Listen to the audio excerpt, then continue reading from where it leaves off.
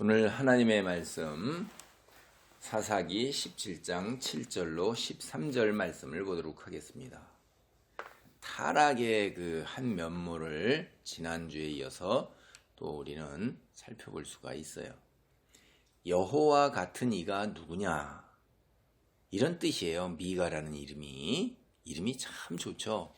정말. 그런데 우리가 지난주에 살펴본 것처럼 미가는 그 이름값을 전혀 하지 못하는 사람이에요.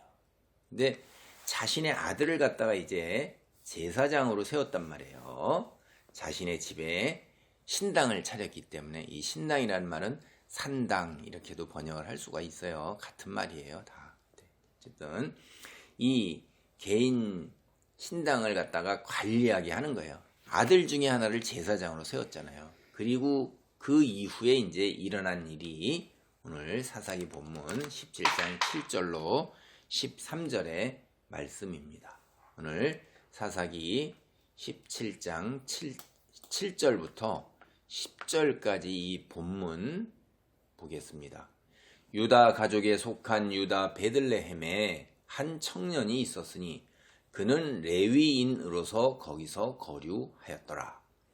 그 사람이 거주할 곳을 찾고자 하여 그 성읍 유다 베들레헴을 떠나가다가 에브라임 산지로 가서 미가의 집에 이르러 미가가 그에게 묻되 너는 어디서부터 오느냐 하니 그가 이르되 나는 유다 베들레헴의 레위인으로 거류할 곳을 찾으러 가노라 하는지라.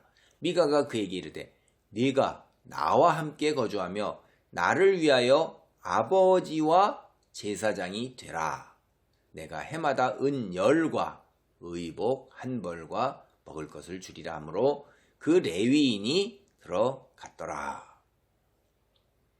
여기 나오는 베들레헴은 우리가 아는 오늘날 베들레헴입니다. 유다 지파에게 분배된 땅이에요. 그래서 유다 지파가 이제 살고 있던 곳이죠. 그곳 베들레헴에 살던 레위인 한 청년, 자신이 살 곳을 찾아서 길을 떠난 거예요.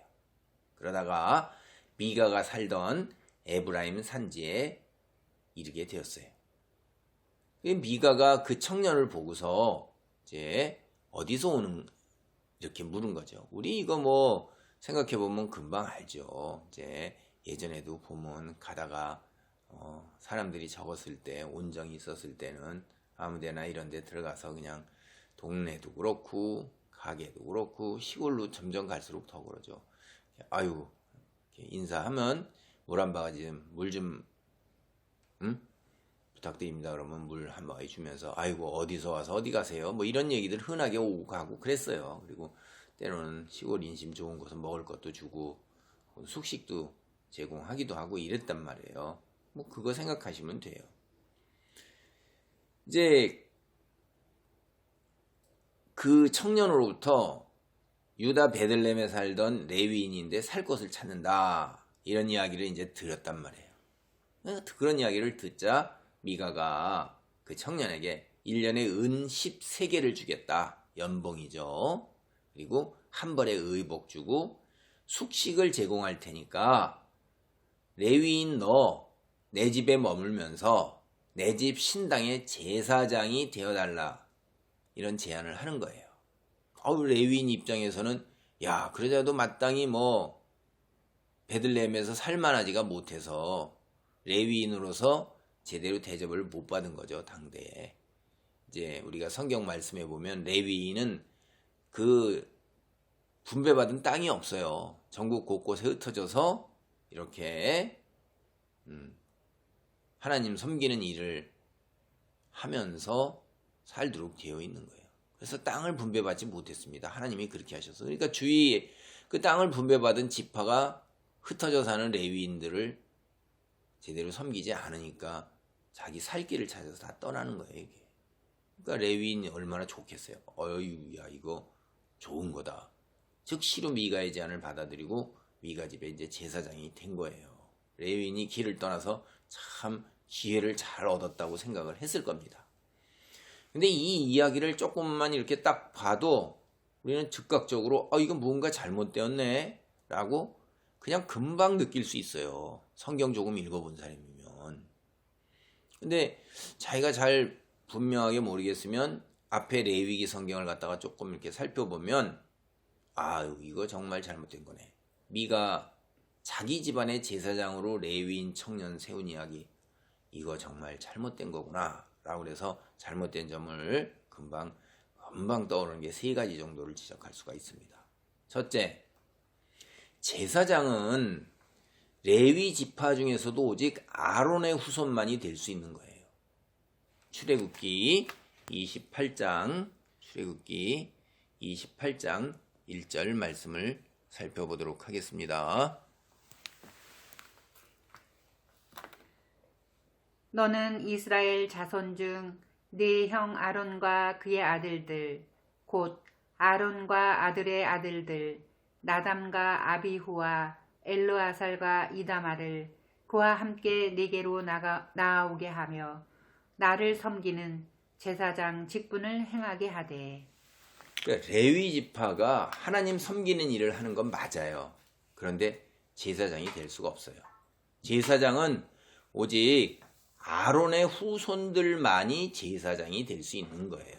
그러니까 하나님을 섬기는 성막, 오늘로 치면 이제 성전이잖아요. 거기에서 일이 굉장히 많죠. 그게 문지기도 있고 찬양대도 있고, 그 다음에 성전에서 청소도 하고, 옛날 성막 같으면 성막을 쳤다 폈다 걷었다 메었다, 그 많은 성막 기둥 이거 얼마나 많습니까? 그걸 한 지파가 전부 감당해야 될 일이란 말이에요. 그런 일을 하는 거지, 제사를 직접 드리는 것, 오늘날로 치면 목사가 되어서 예전을 집행을 하고 말씀을 선포하고 하는 일은 못하는 거예요. 그거는 오늘도 교회에 나오는 모든 사람에서 봉사하는 모든 사람들, 집사, 권사, 장로 이런 분들이 다 그냥 알아서 성단에 서서 막 말씀을 전할 수 있느냐?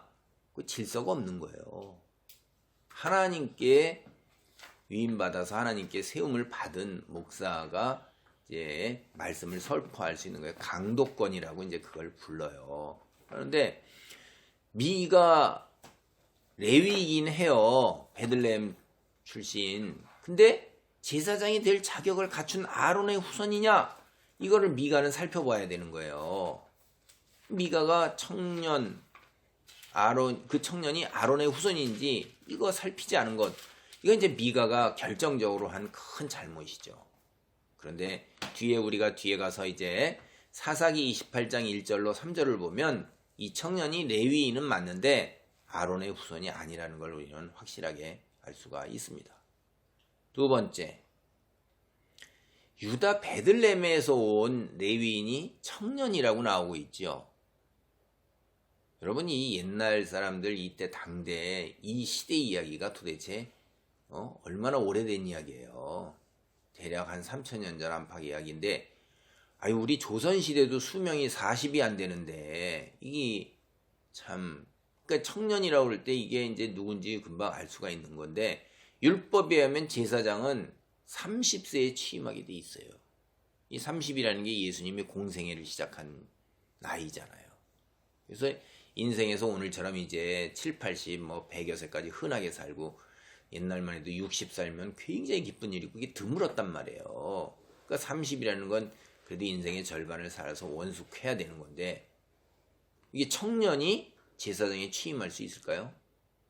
민수기 4장 3절하고 30절에 30에 제사장에 취임하라는 이야기가 나오고 있습니다. 살펴보겠습니다. 곧 30세 이상으로 50세까지 회망의 일을 하기 위하여 그 역사에 참가할 만한 모든 자를 계수하라. 이게 민수기 4장 3절이고요.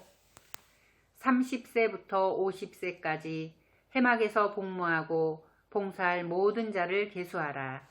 네, 이게 4장 30절 말씀입니다. 민수기. 그러니까 이게 30세부터 일을 시작해서 50세에 이제 정년 퇴임하도록 하나님께서 그렇게 말씀을 하셨어요. 인생이 참 짧죠. 그 당시에 보면. 유대 베들레헴에서 온 사람 청년이에요. 청년. 제사장이 될 만한 나이에 이르지 못한 거예요. 그런데 미가는 그 청년을 제사장으로 세우는 거예요. 근데 여기서 또 기가 막힌 일이 있어요. 아이고 참 진짜.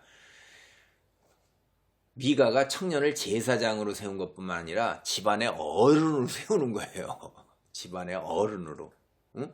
17장 10절 말씀에 보면 나를 위하여 아버지와 제사장이 되라 그랬어요. 여기 아버지는 집안의 어른이라는 거예요. 아니 참 기가 막힌 거죠. 왜 기가 막힌지 아세요? 청년이 제사장 직분을 가졌기 때문에 내가 집안의 어른이다 이렇게 얘기하는 거예요. 참. 집안의 어른이 된 레위 청년. 근데 거꾸로 미가를 아버지로 모셔요. 그렇게 말하는 건데. 그리고 미가의 아들처럼 친아들처럼 되었습니다. 사사기 17장 11절입니다. 그 레위인 그 사람과 함께 거주하기를 만족하게 생각했으니 이는 그 청년이 미가의 아들 중 하나같이 됨이라. 그러니까 미가는 레위 청년을 집안의 어른으로 선언을 했는데 실제로는 그는 미가의 친아들처럼 된 거예요. 이게 기가 막힌 현실이에요. 오늘날에도 벌어지고 있는 현실이에요. 이거. 앞뒤 말이 전혀 맞지가 않잖아요. 제사장 될 나이에 이르지도 못한 삶을 다 살아보고 경험이 있고 원숙하지 못한 그 한 청년을 자신의 집안의 어른이라고 말하고 그 청년은 거꾸로 미가지를 아버지로 모시면서 미가의 친아들 중 하나같이 되어버렸어요. 이게 당대의 현실이었고 오늘날 변한 거 하나도 없습니다. 오늘 우리 세상 속에서도 그리스도인들 속에서도 이런 일들 그냥 벌어지는 걸 볼 수가 있어요. 이 현실, 앞뒤가 맞지 않는 기가 막힌 상황, 왜 이런 일이 벌어졌을까요? 잠시 후에 다시 한번 생각해 보겠습니다. 사사기 17장 12절 말씀입니다. 미가가 그 레위인을 거룩하게 구별하매 그 청년이 미가의 제사장이 되어 그 집에 있었더라. 이제 이 세 번째 이야기에서 우리가 잘못이구나라고 생각이 드는 게 뭐냐면 미가가 뭐길래 지 맘대로 제사장을 세워요? 아니 우리 이렇게 흔하게 이렇게 있다가 집안에서 부자예요. 부자가 당신이 그러세요? 그럼 당신이 우리 집안의 제사장 하세요. 이렇게 하는 거하고 똑같은 거예요. 레위 청년 미가의 제안을 받아들여 미가 집안에 있는 개인 신당의 이제 제사장이 되겠다고 수락을 했어요. 그러니까 제사장 직분을 미가가 준 거예요. 참 이게 미가는 제사장을 세우고 폐하고 할 수 있는 권한을 가졌어요. 그래도 말이 안 되죠. 금방 이상하다고 느끼잖아요. 제사장 직분은 어떻게 하는 거예요? 오직 제사장들만이 줄 수 있는 거예요. 그러니까 하나님께서 아론을 세웠고 아론의 아들들을 같이 하나님의 권한을 위임받아서 세우잖아요. 그럼 아론의 아들들 죽었는데 우리 첫째 둘째가 죽어요. 그러니까 다시 셋째 넷째를 어떻게 돼요? 아론이 다시 세우잖아요. 하나님께서 세우라고 하셔서. 그러니까 이게 제사장들만이 다음에 제사장을 이어서 세울 수가 있는 것입니다. 미가 개인 제사장 직분을 줄 수 있는 권한이 전혀 없어요. 그런데 오늘날도 이런 것들이 벌어지고 있습니다. 여러분 한국 사회 한번 살펴보면 여기에다가 2019년에 문화관광체육부가 2018년 한국의 종교 현황이다 라고 해서는 이런 걸 매년 발표합니다. 그때 국내 개신 교단의 수가 374개예요. 374개. 여러분 아마 10개도 5개도 이름 제대로 모를 거예요.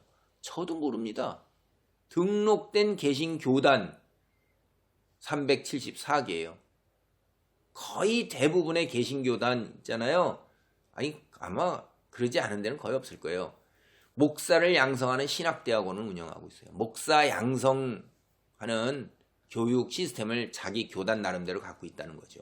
근데 그 교단 나름대로 갖고 있는 거를 사실은 학부도 있고 대학원도 있고 제대로 공부한 박사들 그런 제대로 공부한 교수진을 갖추고 그리고 나라에서 학부 대학원이라고 인가를 받은 곳 건물도 있고 도서관도 있고 강의실도 제대로 갖추고 있고 그 외에 다른 시설도 제대로 갖추고 있는 곳이 이게 얼마나 될까요? 또 인가받는 건 서류로 인가받잖아요. 그것조차도 못 받은 데도 있고 인가받은 곳이라 할지라도 교수진하고 거기 들어와서 공부해서 목사가 되겠다는 신학생의 질 그게 어떨지 한번 생각해 봐야 되는 거예요.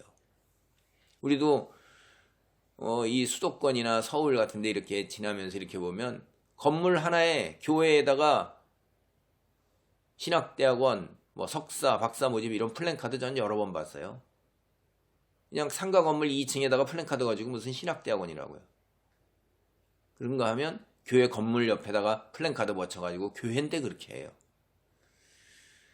제대로 된 교수에게 교육을 받고 전도사, 강도사를 거쳐서 제대로 된 목사들에게 안수를 받아야 목사로 세움을 받는 거예요.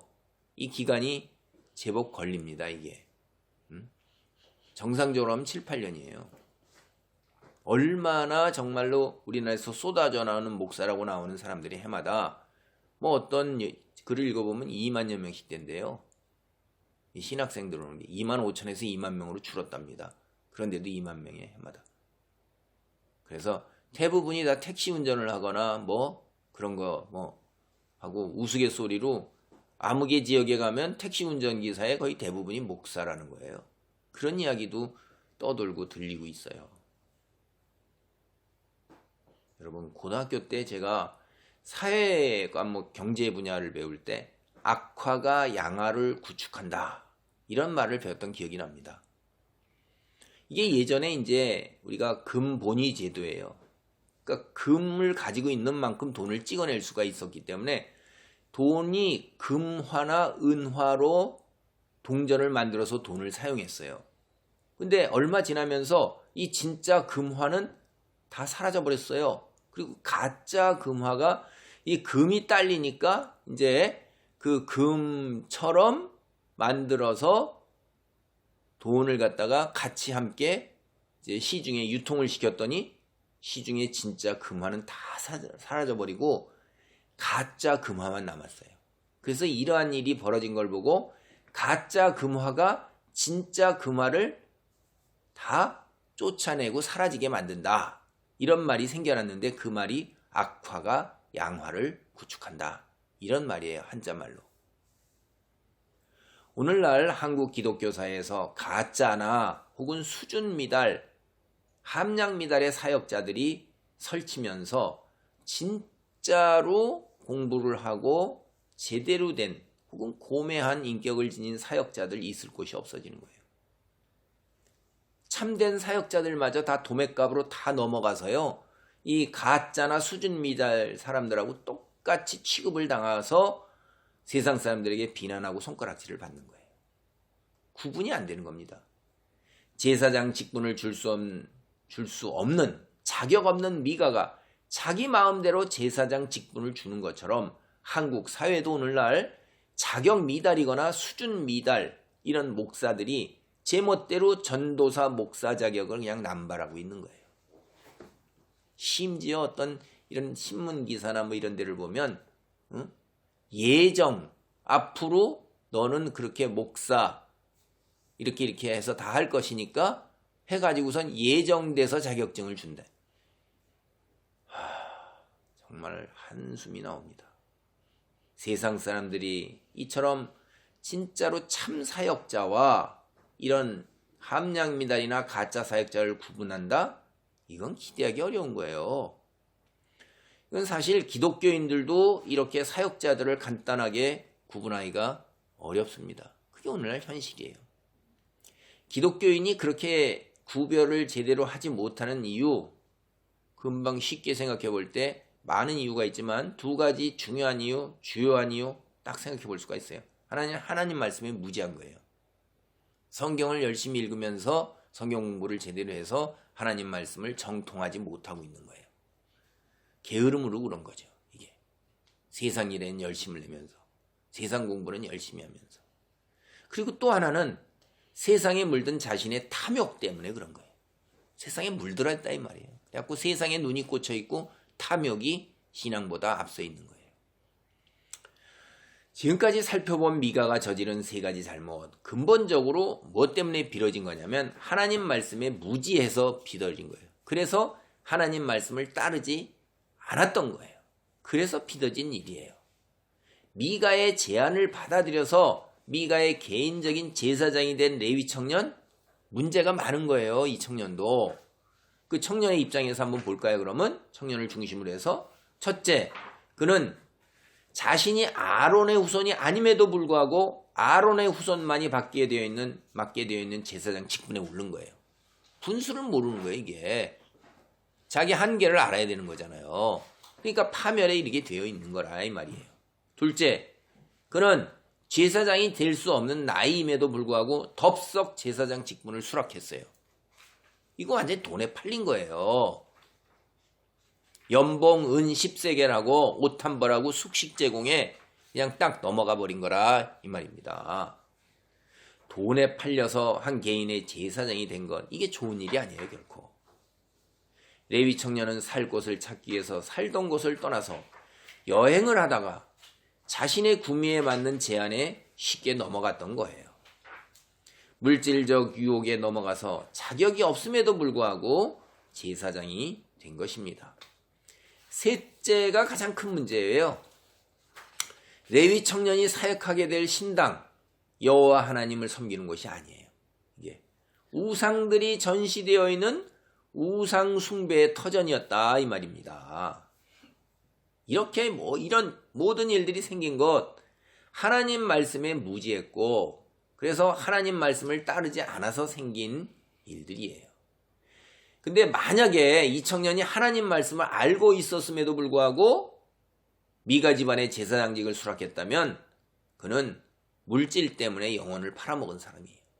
세상에서 돈을 벌기 위해서 양심과 신앙을 버리는 일을 서슴지 않은 경우라 이 말이에요. 오늘날 우리 주변을 보면 그런 일들이 있지요. 문학작품에서도 그런 일이 나옵니다. 레위인은 성막에서 여호와 하나님을 섬기는 일을 하도록 되어 있는 거예요. 레위 지파는 나머지 11지파의 영적 지도자에 해당되는 거예요. 이스라엘을 바르게 인도하고 그들의 영적 성숙을 위해서 영적 지도자로 세우심을 입은 거예요. 하나님의 놀라운 축복이죠, 이게. 세상 일보다도 하나님의 일을 하는 지파로 선택받고 세움을 받은 거는 기가 막힌 축복이요, 은혜인 것입니다. 그런데 오늘 본문을 보면 레위 청년은 오히려 이스라엘 사람의 영적 타락을 묵인하는 거예요. 그리고 한 걸음 더 나아가서 자기가 개인 신당 우상 섬기는 제사장직을 덥석 맡아서 그 일에 앞장서고 있는 거예요. 평범한 이스라엘 백성 영적 타락, 이것도 안타까운데, 아니 영적 지도자를 맡아야 할 영적 지도자로서 제자리에 남보다 앞서야 할 레위 사람이 영적으로 부패해가지고 더한 거예요, 이게. 이게 오늘 본문에 그대로 나타나고 있는 겁니다. 사사기 17장 13절 말씀입니다. 이에 미가가 이르되 레위인이 내 제사장이 되었으니 이제 여호와께서 내게 복 주실 줄을 아노라 하니라. 아들 중에 한 사람을 제사장으로 세워서 개인 신당을 관리하다가 그 다음에 이제 레위 사람을 제사장으로 세우잖아요. 그러고 나서는 매우 흡족해 하는 거예요. 아주 만족해 하는 거예요. 아, 레위 사람을 고용해서 제사장으로 세웠으니 이제 여호와께서 내게 복을 주실 것이다. 이렇게 아주 확신을 하면서 흡족해 하는 것입니다. 여기서 미가가 여호와를 숭배하는 이유가 적나라하게 드러나고 있어요. 미가는 하나님께서 하나님의 백성에게 요구하고 권고하시는 가치관, 세계관 이런 거에 관심이 전혀 없어요. 그의 유일한 관심사, 하나님을 이용해서 복을 받아내는 것뿐이에요. 그의 우상 숭배도 이런 관점에서 시작된 거예요. 복 받기 위해서 우상을 숭배한다 이 말입니다.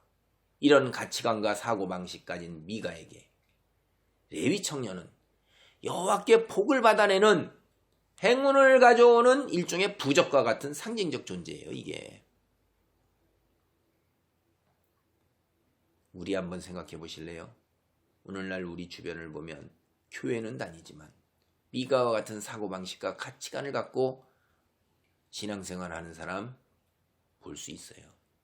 아니, 제가 좀 더 나가서 얘기하면 아마 흔하고 어떻게 얘기하면 대부분 그럴지도 몰라요.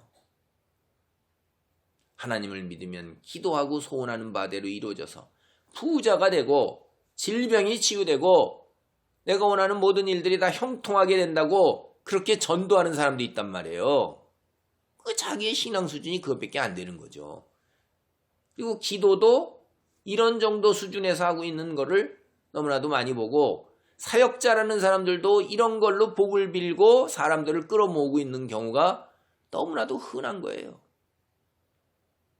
정확하게 말하면 제가 우선순위가 바뀌었기 때문에 이거 잘못된 거라 이 말입니다. 지경을 넓히고 우환이 없게 해달라는 야베스의 간구를 들어주신 하나님. 그래서 야베스의 축복이라는 건 굉장히 유명합니다. 그런데 이것만을 우선으로 생각하는 것, 그게 잘못됐다는 게 아니에요. 우선순위가 바뀌었을 때는 잘못된단 말이에요. 이게 시작은 미약하였으나 점점 창성하게 될 것이다. 이 말, 이게 이 물질적 축복으로 이걸 보면서 그걸 우선으로 생각하는 것, 이것도 잘못된 거라는 거예요. 내 영혼이 잘된 같이 범사에 잘되기를 바란다는 말, 세상에서 모든 일에 형통할 것이라고 받아들이는 것, 이것도 잘못된 것이라는 거예요. 이게 다 뭔 얘기를 하는 줄 아세요? 하나님은 믿음의 관점에서 세상의 것을 내려놓고 하나님 말씀으로 영혼을 구원하여 영생을 누리게 되는 그런 것을 먼저 말씀하시고, 이 지금처럼 우리가 생각하는 야베스의 축복이나 후에 창대하게 되는 물질적 축복이나 범사가 형통할 것이라는 것은 하나님께서 내가 이 자리에서 핏된 자로 살아가는 데 필요한 것으로서 덧붙여 주시는 거예요. 근데 흔하게들 어떻게 돼요? 덧붙여 주신 것을 얻기 위해서 하나님을 도구나 수단으로 이용하는 자리에 있잖아요. 사역자들도 그렇게 이끌어가고 있는 사람들이 흔하고, 그리고 이 둘 경계를 흐릿하게 해가지고선 사람을 끌어모으는 데만 정신이 팔려있는 사역자들도 너무나 많은 거예요. 거기에 양들은 그런 수준밖에 안 되는 거예요. 오늘 말씀을 정리합니다. 기독교를 무속 혹은 민속신앙과 같이 주술적인 것으로 혹은 기복신앙으로 생각하는 것, 이거는 잘못된 거예요. 매우 잘못된 거예요. 우리가 하나님을 이용하여 이 세상에서 나의 소원을 이루고자 하는 것, 기독교에서 말하는 믿음이 결코 아니에요. 하나님은 우리의 욕망 충족을 위해 우리가 이용하는 신이 아닙니다. 우리가 경배하고 예배하고 찬양을 드려야 하는 분이에요. 우리는 피조물이에요. 아무 조건 없이 창조주 하나님을 섬겨야 하는 존재라는 거예요. 이것은 명백한 진리입니다. 그런데 인간은 교만해서 창조주 위치에 올라서고자 하기 때문에 이 진리를 깨닫고 받아들이고 따르기가 대단히 어려워요. 반복하면 하나님은 우리의 시중을 드는 분이 아니에요. 반대로 우리가 섬겨야 하는 분입니다. 이런 믿음이 우리의 목표이어야 하고, 이런 믿음이 우리에게 복이라는 사실을 깨닫는 경지에 이르시기를 축원합니다. 하나님 감사합니다. 우리가 세상에 잘못하여 하나님을 나의 소원을 충족하는, 내 형통을 위하여 도구로 이용하는 아버지 하나님이여, 이런 주술적인 신앙이나 기복적인 신앙에 머무르고 있는 경우가 많습니다. 하나님, 여기에서 벗어나 하나님을 섬기고 예배하고 경배하고 찬양하는 일에 기쁨을 느끼는 하나님의 영광을 위하여 사는 피조물의 위치, 본분을 깨닫고 하나님 그 소명을 온전하게 감당할 수 있도록 축복하여 주시고 은혜 내려 주시고 능력을 덧입혀 주옵소서. 예수님의 이름으로 기도하옵나이다. 아멘. 아멘.